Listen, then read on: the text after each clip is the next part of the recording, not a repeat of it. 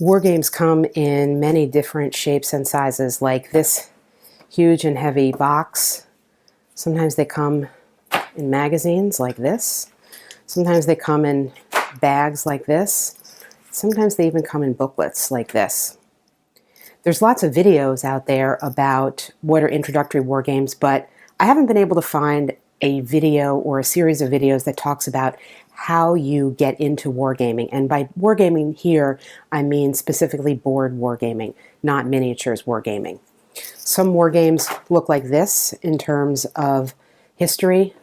Some war games look more like this in terms of sci-fi, history, sci-fi. How do you figure it out? What do you do? Here's some more history. How do you know? Does this little box, is this going to be easier to play than this big box? Is this funny thing in a bag going to be harder or easier to play? What do you do with all these counters anyway? These are the kinds of things that I'm going to talk about in this video series. War games depict everything from the ancient past to the imagined future, and absolutely everything in between. Oftentimes people talk about the time frame as being the first point of consideration for what game you might want to play.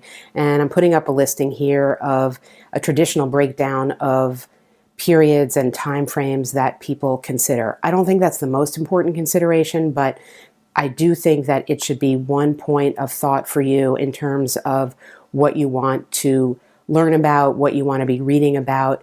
And once you make that decision, the next step is the most important step. When people who don't play war games think about war games, I think this is what they think about. These piles of counters, or some people call them chits and markers, that are cardboard. They are relatively monochromatic, and look how confusing and honestly off-putting this is. So this is where I think the number one decision after your time period takes place. You should consider quite carefully the number of counters that will be in the game that you are interested in. More so than anything else about the game. More so than whether the game is going to be more like a man-to-man combat, or it's going to be large in scope. More so even whether the game is going to support 1, 2, 3, or 4 players. It's the number of counters. And here's why.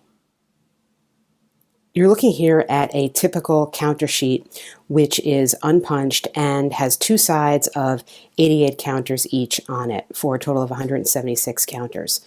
My very strong recommendation, and really almost the number one recommendation, maybe after you decide on what time frame you're interested in, is to never purchase a game as your first war game that has more than half a counter sheet, that is to say 88 counters in the game. And there are a lot of great games that come with just one counter sheet like this.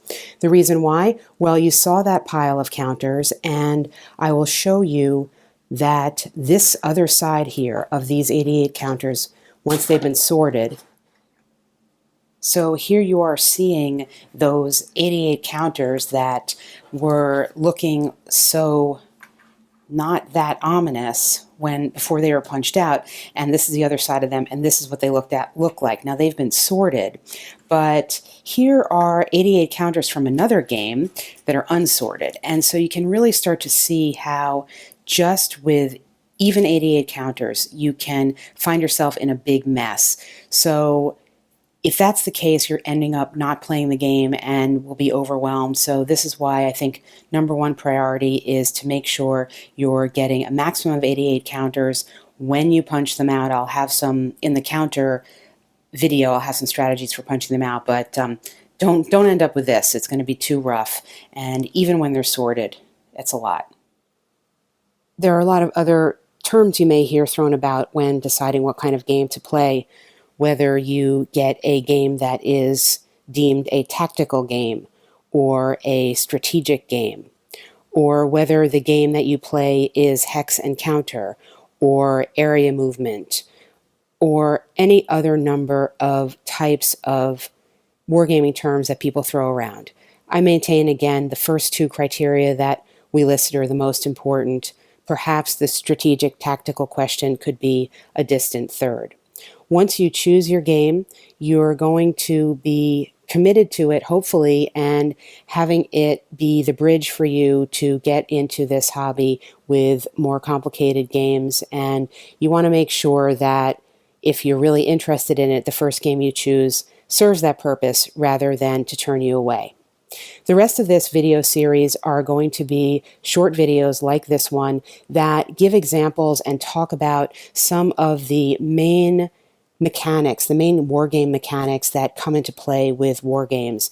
Some of these will be talking about maps, talking about terrain, talking about that perhaps dreaded combat results table, also known as a CRT, things like zones of control, and of course those counters that we talked about. I'm probably going to start by talking about counters in the next video. If you're